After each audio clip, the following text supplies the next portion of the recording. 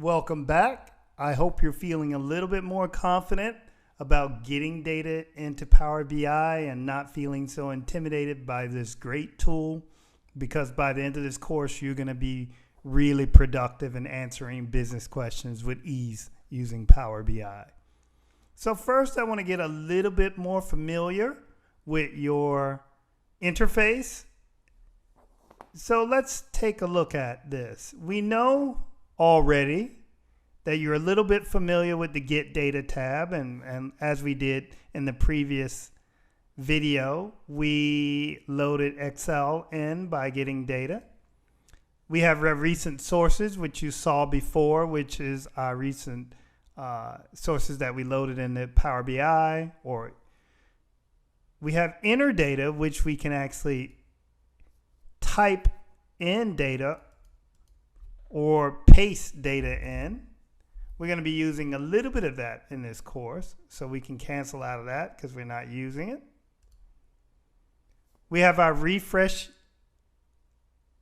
icon, which allows us to refresh a data set that may have been updated outside of Power BI. We have our new page, which allows us to create a new page or new tab like you may be familiar with in Excel.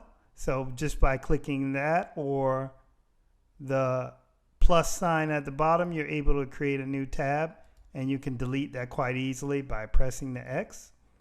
The new visual icon allows you to load the visual into Power BI, and you can get rid of that visual there. We can also load the visual in from the visualization pane here.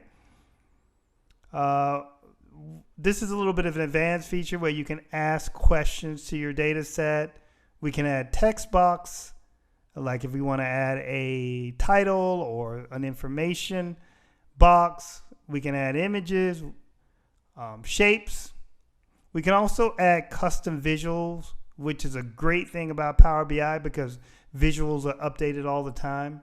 You can switch themes, which are color themes, and we're going to do a little bit of that in our styling video. Then we can create new calculations, what is called a measure in Power BI. We can create new columns, and then we can also use some of the quick measures that are already loaded into Power BI. As you see here, it allows us to make the calculation very quickly. And then we have publish, which allows us to publish our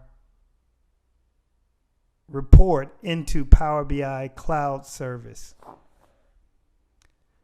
If you come to the right, we have filters, which we can add a filter to our page. So say you want to filter on a date or a certain value in a column, we can filter that on all pages also. We have our visualization pane where you're able to add different visuals. And we have our fields pane, which we have all our columns. So let's get a little bit more familiar with that just by creating a visual and playing around with that a little bit more. So let's select one of our columns here, and I'm going to select your ad group. And when you select a column, it's going to populate onto your screen, and the default is a table. So I have my ad group column here, and I can go over and click one of the aggregated measures here or values, and maybe I want to see the number of impressions I have for each ad group. So I would click impressions, and we can see that information loaded there. And now we can circle over to the visual pane and see that the table is selected. But you can easily change this visual just by clicking any others. So now we have a quick bar graph. We have a stacked chart, but we have a pie chart, which is, you can see the difference here. We have a donut chart. We can have a funnel. We can even have this waterfall chart. So let's go back up to our bar chart. And I want to make you a little bit more familiar with the section here under the visualization pane. As you see, we know we clicked the add group, which we can see indicated by the check mark. We know we also added our impressions, which is also indicated by the check mark. And on your visual, you know you have a X and Y axis. And we can also see that your add group is in your axis here. And the value that you're using is impressions. We can also see we have tooltips that we can add here, and we'll talk about that in the next video, the next coming videos, where you can add information to this tooltip that you can see highlighted here. And we have cross drill throughs, and we'll talk about that in a little bit later videos.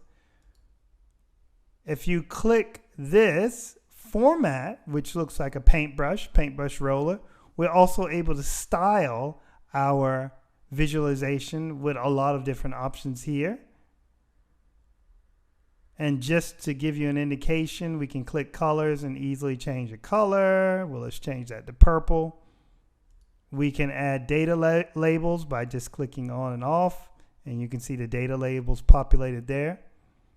The next one is your analytics options, and here we can add a constant line, and depending on the visualization, you'll have a lot more options.